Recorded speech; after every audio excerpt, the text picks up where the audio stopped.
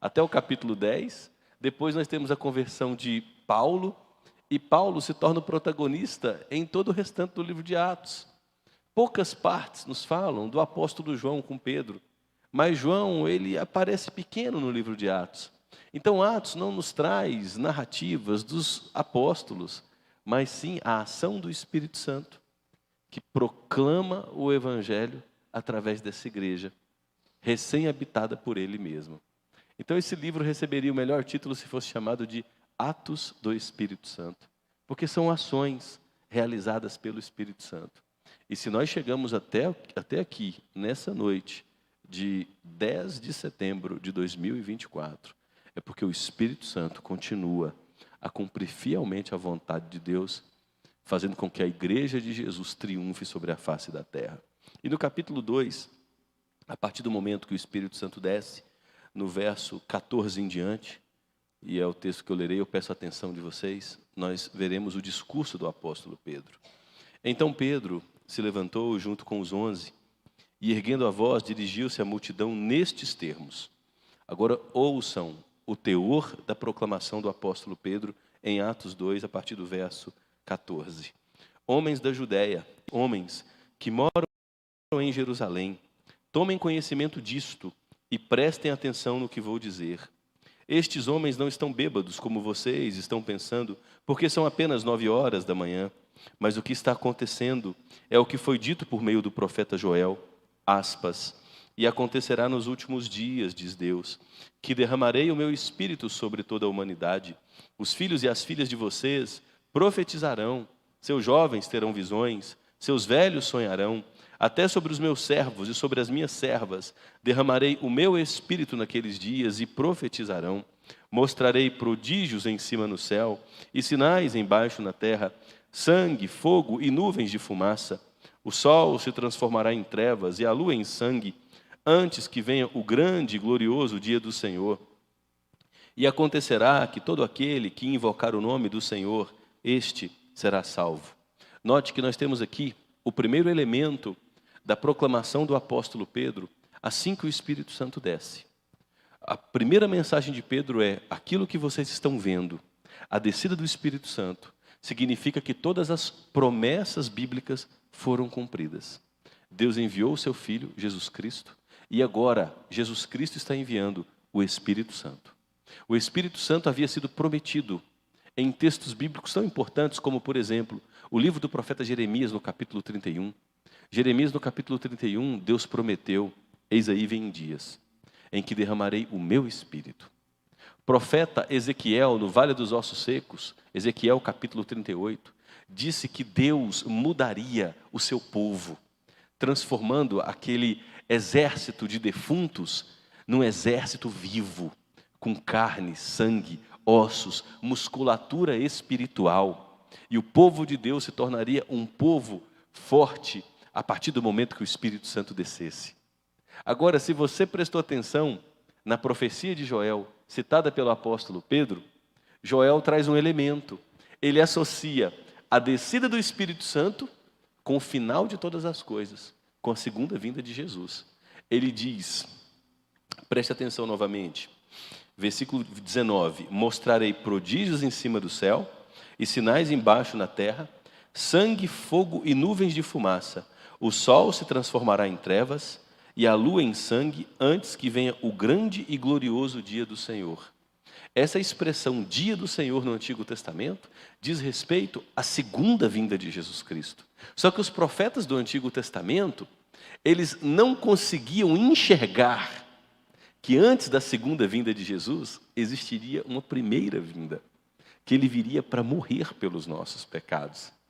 E entre a sua morte e a sua segunda vinda, ele enviaria o seu Espírito para equipar a igreja. É por isso que Pedro cita a profecia de Joel. E nessa profecia ele cita a segunda vinda de Jesus, dizendo o seguinte: a descida do Espírito Santo faz parte do cumprimento de Deus de que os últimos dias da história já chegaram. Nós, como povo de Deus, já vivemos o último período da história. A qualquer momento, Cristo retornará. O sol se transformará, a lua será transtornada, o universo como conhecemos será abalado e Cristo retornará em glória. Então, o primeiro elemento da proclamação de Pedro no dia de Pentecostes é: o Espírito Santo, ao descer, está cumprindo fielmente toda a palavra de Deus. Tudo aquilo que Deus garantiu que aconteceria está acontecendo diante dos nossos olhos. E o fato do Espírito Santo ter descido significa que foi inaugurada diante de nós a última hora da história. Você deve se lembrar na segunda carta do apóstolo Pedro, que Pedro diz que para Deus 1000 anos são como um dia. Deus não é movido pelo tempo e pelo espaço como nós somos. Deus, ele habita na eternidade. Deus não tem princípio de dias, nem fim. Deus, ele vê toda a história que se passou, toda a história presente e toda a história que ainda virá num único ato diante de si, num único momento diante de si. Do ponto de vista de Deus, todas as coisas já se passaram.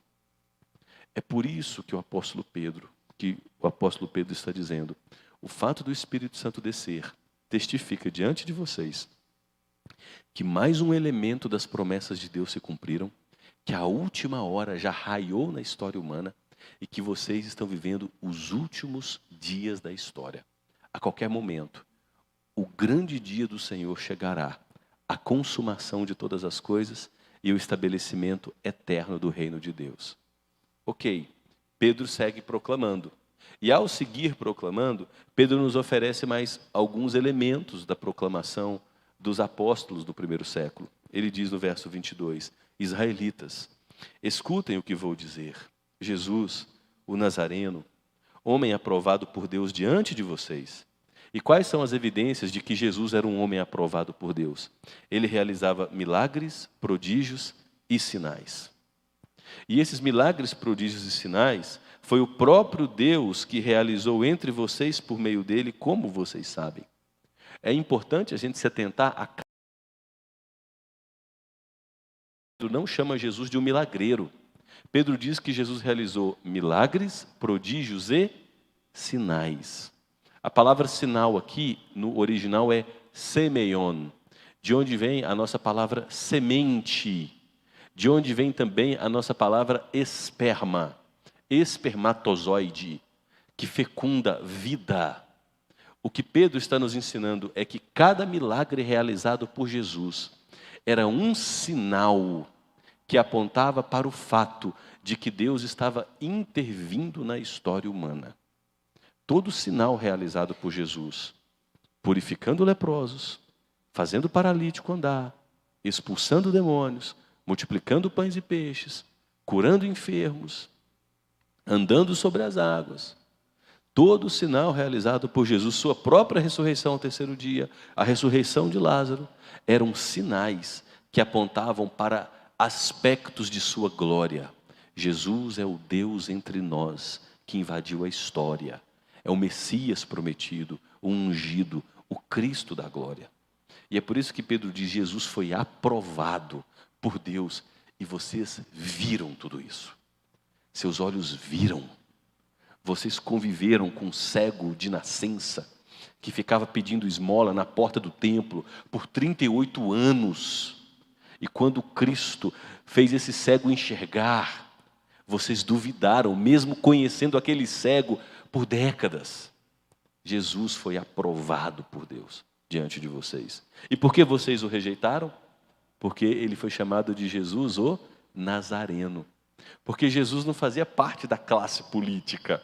Ele não pertencia ao grupo dos privilegiados. Ele não era um grande empresário.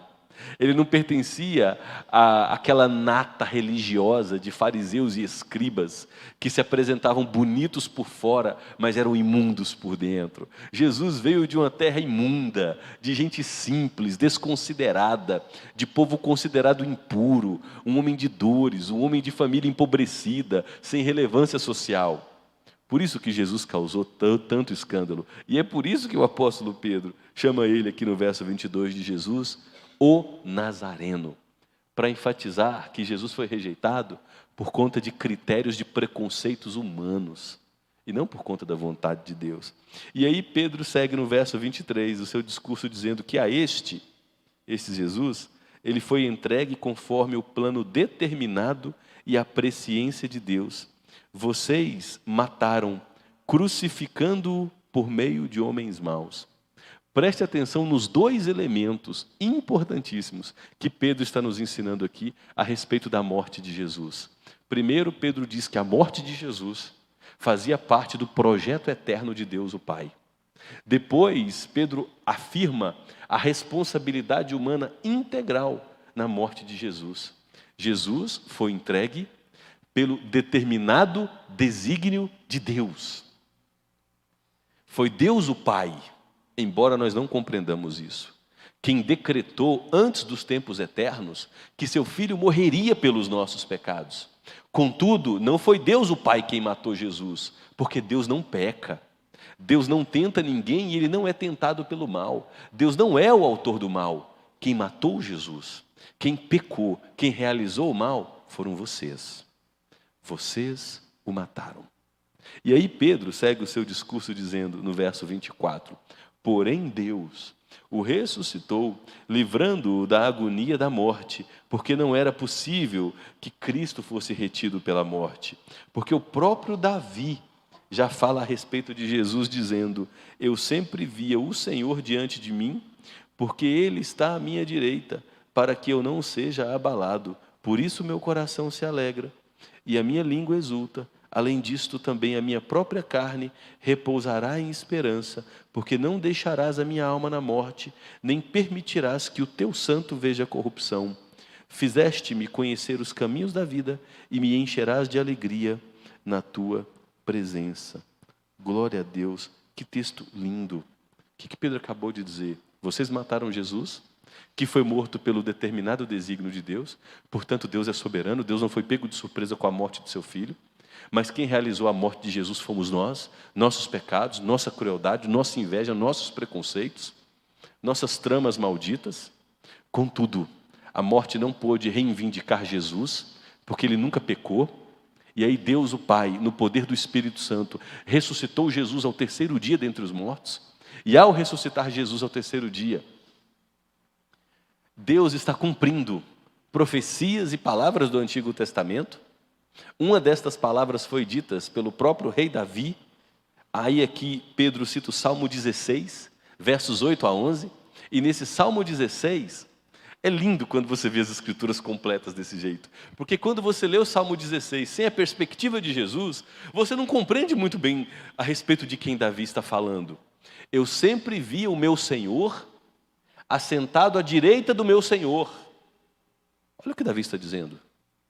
Eu sempre vi o meu Senhor assentado à direita do meu Senhor. E esse meu Senhor não deixará que o seu santo veja corrupção. Sobre quem Davi está falando, gente? Sobre Jesus Cristo. Eu via o meu Senhor, que é Jesus Cristo, assentado à direita do meu Senhor. O Cristo da glória assentado à direita de Deus o Pai. E essa posição assentado à direita nas Escrituras significa status de honra, de dignidade, de poder, de glória. Quando a Bíblia afirma que Jesus está sentado à direita do Pai, se refere ao fato de que agora Ele recebeu todo o poder, toda a honra, todo o domínio, toda a glória, pelos séculos dos séculos. Amém. E o próprio Davi, lá no Salmo 16, 1000 anos antes de Jesus nascer, ele declara: esse santo jamais verá corrupção. E quando Jesus é ressuscitado por Deus no poder do Espírito ao terceiro dia, Pedro, agora marcado pela presença do Espírito Santo, cita o Salmo 16, explica o Salmo 16, e inclusive está confrontando os saduceus, que não acreditavam na ressurreição. Os saduceus eram um partido religioso do primeiro século, e disse: o próprio Davi, no Salmo 16, declarou que o santo de Deus não experimentaria corrupção, isto é, não permaneceria na morte, ele ressuscitaria, porque ele é o Deus da vida, nunca cometeu pecado. Gente, essa era a pregação do Evangelho no primeiro século. Foi assim que a igreja cresceu. Foi assim que a história da igreja se desenvolveu. As aberrações que a gente vê hoje não fizeram parte da história da igreja. Aceite Jesus. Ele precisa de você. Deus está batendo na porta do seu coração. Ele chora por você. Você é o centro do coração de Deus. E Jesus está se humilhando diante da sua porta, ali batendo. E se você não abrir, ele chora, tadinho. Não. A pregação de homens habitados pelo Espírito Santo tinha a seguinte natureza: a última hora da história já veio. Cuidado, o tempo se abrevia. Se você continuar vivendo como está vivendo, você sofrerá a justa pena nas mãos do justo e santo Deus que virá como juiz, contra quem você é inimigo e diante de quem você possui uma dívida impagável. Mas esse Deus santo não deixou você sem esperança. No tempo certo da história, Ele fez nascer Jesus Cristo, seu Filho. Foi um projeto eterno. Deus é soberano. Ele decretou esse projeto da cruz. Mas quem matou Jesus Cristo fomos nós, nossos pecados, nossa inveja, nossa crueldade, a malignidade do nosso coração, nossa corrupção. Mas este Jesus, por ser santo, não podia permanecer morto, porque ele nunca conheceu o pecado. Antes, no poder do Espírito Santo, ao terceiro dia, ele ressuscitou e se tornou o primeiro fruto da ressurreição. Quem olhar para ele recebe o perdão dos pecados, passa a ser habitado pelo Espírito Santo, é sustentado na jornada todos os dias e possui a esperança de que, assim como Cristo foi ressuscitado ao terceiro dia no poder do Espírito Santo, também ressuscitará para uma nova vida, para habitar nos novos céus e na nova terra, quando este Cristo restaurar todas as coisas. Portanto, arrependa-se, para que você seja reconciliado com Deus, para que você seja habitado pelo Espírito Santo, tornado filho de Deus, e tenha a esperança de usufruir dos novos céus e da nova terra, na presença do Deus Santo, contra quem hoje você é inimigo, mas se olhar para Cristo você será reconciliado. Esta é a pregação genuína dos apóstolos, gente. A primeira pregação depois da descida do Espírito Santo. Essa é a mesma pregação que nós precisamos proclamar hoje. A igreja cresceu assim. A igreja foi poderosa assim. Aí a gente quer inventar parede preta, luz preta, fumaça, show, dança, malabarismo, teatro, carro de golfe dentro da igreja. Tem igreja com carro de golfe agora. A gente inventa tanto. E sabe por que nós estamos inventando tanto? Porque nós perdemos o poder. E nós perdemos o poder porque nós nos afastamos da mensagem. O poder, gente, não está em nossa metodologia. O poder não está em nossa arquitetura, na cor dos nossos prédios. O poder está na mensagem proclamada e no modo como nós vivemos em coerência com a mensagem que proclamamos. E a mensagem proclamada é: nós fomos perdoados. E agora, como gente perdoada, nós perdoamos e amamos e proclamamos o perdoador. E na medida com que a igreja prega assim, proclama assim, e ora agradecida por tudo que Deus fez, essa igreja volta a crescer, segundo a vontade de Deus, da forma de Deus, que é a melhor forma possível. Hoje nós vemos comunidades superlotadas, inchadas, de uma multidão que nunca nasceu de novo, que precisa ser entretida, crentes que não são desafiados a orar, crentes que não são convocados a se arrependerem, confessarem seus pecados, mudar de vida, mudar a direção, terem leitura diária da palavra, voltarem a jejuar, voltarem a pregar com intensidade, com amor, com paixão. A igreja se tornou hoje um local para agradar clientes. E se o cliente paga mais, é mais agradado ainda. Isso não é igreja de Jesus. Deus não se faz presente em lugares assim. O que nós aprendemos ao ler Atos, logo no primeiro discurso de Pedro, é um poder que se encontra na presença do Espírito Santo, que tem como teor uma mensagem fiel de reconciliação, de perdão, de convocação para o arrependimento. Tem convocação para o arrependimento? Tem. Siga aí, por favor, a partir do verso 29. Irmãos, olha a educação de Pedro nesse momento, que doçura. Permitam-me falar-lhes claramente a respeito do patriarca Davi. Davi morreu e foi sepultado, e o seu túmulo permanece entre nós até hoje. Sendo, pois, profeta e sabendo que Deus lhe havia jurado que um dos seus descendentes se assentaria no seu trono, prevendo isto, quando escreveu aqui o Salmo 18, olha o que Pedro diz. Davi estava se referindo a Cristo, a ressurreição de Cristo, que nem foi deixado na morte, nem o seu corpo experimentou corrupção. Deus ressuscitou este Jesus, e disto todos nós somos testemunhas. Quando Jesus ressuscitou, gente, primeiro ele apareceu às mulheres, depois ele apareceu aos 2 discípulos no caminho para Emaús, depois ele apareceu várias vezes aos discípulos nos cômodos de jantares, de refeições, cômodos com portas e janelas fechadas. E antes de Jesus subir aos céus, ele foi visto por cerca de 500 discípulos. Pedro estava dizendo, nós vimos, nós o tocamos. Lembra de Tomé? Toca aqui, Tomé. Põe a mão aqui, onde a lança perfurou, toca. Pedro diz, nós somos testemunhas. Não proclamamos a vocês uma farsa, nossos olhos viram a vida ressurreta, a vida eterna entre nós. E Davi se referiu a ele. E agora no verso 33, Pedro segue dizendo, esse Jesus está exaltado. Ele subiu até os céus. E ele foi exaltado à direita de Deus. E ele, tendo recebido do Pai a promessa do Espírito Santo, derramou isto que vocês estão vendo e ouvindo. Porque Davi não subiu aos céus, mas o mesmo Davi afirma, disse o Senhor ao meu Senhor, sente-se à minha direita até que eu ponha os seus inimigos por estrado dos seus pés. E aqui Davi está citando o Salmo 110. Pedro está citando o Salmo 110, escrito por Davi. Irmãos, quando Davi escreveu o Salmo 18 e o Salmo 110, se referia a Jesus Cristo, que ressuscitaria. E não só isso, derramaria o seu Espírito Santo.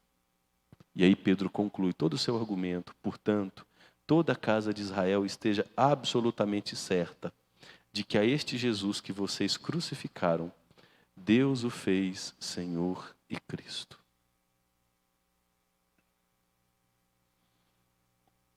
Terminou a pregação de Pedro. Pastor, que pregação foi essa? Esse foi o teor da pregação de Pedro.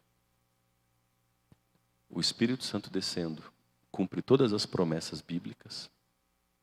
Jesus Cristo nasceu, viveu vida perfeita, morreu por conta dos nossos pecados. A morte de Jesus fazia parte do desígnio eterno de Deus. Contudo, fomos nós, com nossa maldade, nosso pecado, quem o matamos. Por ele ser santo e perfeito, a morte não pôde detê-lo. No poder do Espírito Santo, ele ressuscita ao 3º dia. E sua ressurreição foi profetizada nas Escrituras. Davi falou sobre isso no Salmo 18 e no Salmo 110. E ao ressuscitar, Davi também profetizou que ele se assentaria à direita de Deus, recebendo poder, honra, glória e majestade. E ao se assentar à direita de Deus, ele enviaria a promessa a todo ser humano que nele cresce, que é a presença do Espírito Santo. O Espírito Santo nos santificaria, isto é, mudaria nossa natureza, tornando-nos nova criação. É nova criação, pastor? É nova criação. E aqui a psiquiatria e uma parte da psicologia vai ficar contrariadíssima comigo. Porque o apóstolo Paulo escreve 1 Coríntios capítulo 6, versículo 9 a 11. Deixa marcado Atos, que eu quero mostrar para vocês, por favor. 1 Coríntios capítulo 6. E é muito importante vocês terem esse texto decorado, porque os crentes hoje não creem mais no poder de Deus. Eu tenho problema com álcool. Eu bebo demais. Eu não dou conta. Vai ao psiquiatra. se drogue. Eu tenho inclinações aqui, desejos incontrolados por pessoas do mesmo sexo. Você tem que fazer uma castração química, tem que fazer terapia. Eu tenho tal problema. Isso é trauma do passado. Você tem que tratar esse trauma no terapeuta. Cadê o poder do Evangelho na nossa vida? Olha o que Paulo fala em 1 Coríntios 6, versículos 9 a 11. Ou vocês não sabem que os injustos não herdarão o reino de Deus? Quem são os injustos, gente? Todos aqueles que não passaram pela experiência do novo nascimento. Não se enganem, nem imorais. E a palavra imorais aqui é porneia. Porneia, gente, é adúltero. Porneia é o fornicador. É gente com relação sexual antes do casamento, à torta e à direita. Os viciados nos Tinders da vida. Porneia é a masturbação. Porneia envolve a prática homossexual ativa e passiva. Porneia diz respeito a todo gênero sexual que foge do padrão de Deus, que é a fronteira do casamento entre homem e uma mulher. Nem imorais, nem idólatras. E tem muito idólatra no meio das nossas igrejas, que amam o dinheiro, amam prestígio social, amam reputação, amam o culto ao prazer. Se você retira de alguns crentes a condição financeira de fazer uma viagem cara, de reduzir um pouquinho o padrão social, entra em depressão. Se Deus mexe naquele Deus que é o dinheiro, o que você vê de neguinho entrando em depressão, ou não pode falar neguinho, não, é a gente falar porque hoje é a época do politicamente incorreto, né? Estou sendo preconceituoso, né? O que você vê de gente entrando em depressão, nem idólatra, nem adúltero, nem afeminado, nem homossexuais. E aqui Paulo coloca essas duas palavras, afeminados e homossexuais, para se referir ao ativo e ao passivo. Nem ladrões, nem avarentos, nem bêbados, nem fofoqueiros. A gente gosta de categorizar pecado, né? O adúltero, o homossexual é digno do inferno, mas o fofoqueiro está na mesma categoria. O caluniador, o difamador, o maldizente, o mexeriqueiro, nem roubadores herdarão o reino de Deus. Agora olha o que Paulo fala no verso 11. Alguns de vocês eram assim. Cada um de nós tinha um calcanhar de Aquiles, ou ainda tem. Essa aqui é uma inclinação à precipitação. Fala demais. Conversa demais da vida dos outros. Aquele ali é mulherengo. Aquele ali tem um estilo meio afeminado, mais sensível. Dizem que tem uma inclinação para opção sexual do mesmo gênero. Aquele ali gosta de um furto, pequenos delitos, o jeitinho brasileiro. Aquele ali é mentira. Aquele ali é filho de Noé. Quando começa a beber não sabe parar. Cada um de nós tem o seu calcanhar de Aquiles. E aí Paulo diz: mas vocês foram lavados, vocês foram santificados, vocês foram justificados no nome do Senhor Jesus Cristo. E através de quem? No Espírito do nosso Deus. Quando Cristo Jesus alcança uma vida e a transforma pelo Espírito Santo, as práticas escravizadoras, que antes eram uma condição, se tornam uma lembrança de um passado triste. Eu era escravizado ao álcool, descontroladamente. Eu era escravizado à mentira contumaz. Eu era escravizado ao calote. Eu era escravizado à sexualidade corrompida, seja qual ela de que forma for. Eu era escravizado à jogatina. Eu era escravizado a tal coisa. Mas, esse mais faz toda a diferença. Eu fui lavado. Eu fui justificado. Eu fui transformado. Fui feito nova criação. E nós precisamos voltar a crer no poder do Espírito Santo. Crer no poder de Deus. Porque a igreja cristã foi edificada sobre esse poder de Deus. Essa era a pregação do apóstolo Pedro. Essa foi a pregação da igreja em todo o primeiro século, em todo o livro de Atos. Por que eu estou falando isso aqui para vocês, num assunto sobre história da igreja? Para mostrar que quando a igreja foi edificada por Jesus, a partir da perspectiva do Novo Testamento, porque ela já existia no Antigo Testamento, mas no Novo Testamento, sob a presença do Espírito Santo, esse era o teor da proclamação. Era Cristo, sua obra e as implicações da obra de Jesus em nossas vidas. E a obra de Jesus gerava os resultados certos. Quer ver? Eu vou terminar, porque é terça-feira, 8h20 da noite. Verso 37 de Atos 2. Quando ouviram isso, depois que aquela multidão que presenciou a descida do Espírito Santo ouviu o discurso de Pedro, o texto no verso 37 diz que ficaram muito comovidos. Pedro está proclamando para um grupo que gritou diante de Pilatos: crucifica-o, crucifica-o. Constrangidos por Deus, do grande erro que cometeram, esses homens perguntaram a Pedro e aos outros apóstolos: o que faremos, irmãos? E agora? Matamos o Deus da vida. Assassinamos o Messias.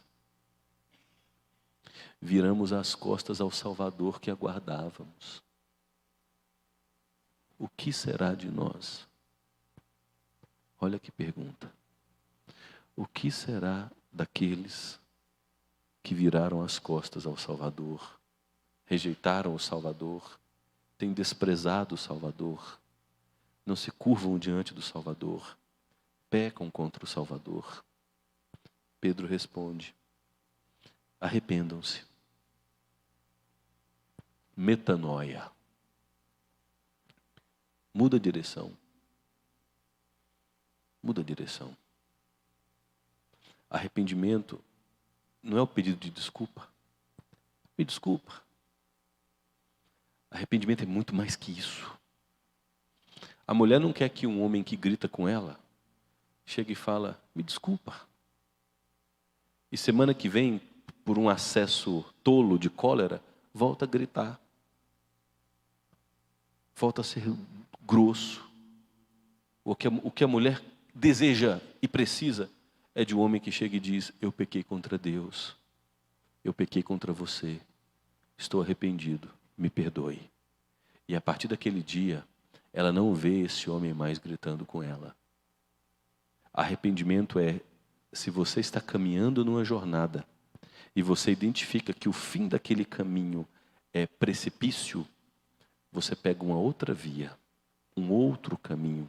É mudança de direção. Qual é a mudança de direção a que Pedro convoca os discípulos? Vocês rejeitaram a Jesus o Nazareno. Vocês blasfemaram contra Jesus o Nazareno. Vocês mataram a Jesus o Nazareno. Esse é o caminho errado. Qual é a correção para esse caminho? Amem a Jesus o Nazareno. Rendam-se a Jesus a quem vocês rejeitaram. Supliquem para que Ele os aceite e os transforme. Sirvam a Jesus que morreu pelos seus pecados. Construam suas vidas sobre a vontade e a revelação desse Jesus para vocês. E vivam assim até o fim de seus dias. Isto é arrependimento. Arrependam-se e cada um de vocês seja batizado. Por que ser batizado? Porque o batismo diante dos homens mostra que algo aconteceu dentro de mim. O sacramento batismo é um sinal externo para as pessoas de uma graça que aconteceu dentro de mim. Vou repetir para tentar facilitar para você. O batismo, como selo, é um sinal externo de uma graça invisível. Deus me transformou de dentro para fora. E agora eu testemunho isso diante de todos, de que eu morri com Ele e ressuscitei com Ele para andar em novidade de vida. Esse é o batismo. E cada um de vocês seja batizado em nome de Jesus Cristo, para a remissão dos seus pecados. E vocês receberão o dom do Espírito Santo. E olha que fala bonita de Pedro, concluindo, porque a promessa de Deus é para vocês. O desejo de Deus de salvação, de abençoar, de cuidar, é para os filhos de vocês. O desejo de Deus de mudar, de restaurar histórias, é para todos aqueles que ainda estão longe, para todos aqueles a quem o nosso Deus quiser chamar. Deus tem um coração largo pelo mundo. Deus tem um amor escandaloso e constrangedor. E esse Deus amou o mundo de tal maneira que deu seu único filho, para que todo aquele que nele crê não morra, mas tenha vida eterna. Porque Deus não enviou o seu filho para condenar o mundo, antes para salvá-lo. E Pedro anuncia essas verdades. Arrependam-se, sejam batizados, creiam em Cristo. Poxa, vocês ainda não sabem o quanto Ele ama vocês a ponto de entregar o seu filho. Deus quer salvar vocês, quer salvar os filhos de vocês, quer salvar gente de toda nação, tribo, língua, raça. O amor de Deus é escandaloso, cabe o mundo todo. E aí o texto termina dizendo que com muitas outras palavras, Pedro dava testemunho e exortava aquele povo dizendo: salvem-se desta geração perversa. Quem é a geração perversa? É todo aquele que rejeita Cristo como Senhor e Salvador. Talvez nós estejamos vivendo numa das piores gerações da história. São tantas propostas de felicidade, é tanto entretenimento, e todos dizendo: olha, esse aqui é um Cristo alternativo. Siga esse Cristo alternativo. Siga este caminho da felicidade paralelo. Mas não olhe para esse Cristo, o Cristo da palavra. Nós vivemos numa geração perversa, com entretenimento perverso, com manipulações perversas, com mídia perversa, com ídolos que querem nos aprisionar porque são perversos. E a palavra de Pedro continua a mesma, olhando para mim e para você com muito amor e nos exortando: fuja desta geração perversa, destinada ao inferno. Fuja desta geração perversa. E é tão bonito que o texto termina dizendo que aqueles que aceitaram a palavra foram batizados. E com aquela pregação, gente, quase 3.000 pessoas, quase 3.000 pessoas foram convertidas. Que coisa bonita, né?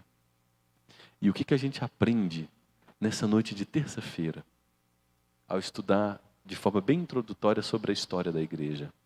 Que a gente não pode estudar a história da igreja divorciado da mensagem principal da igreja.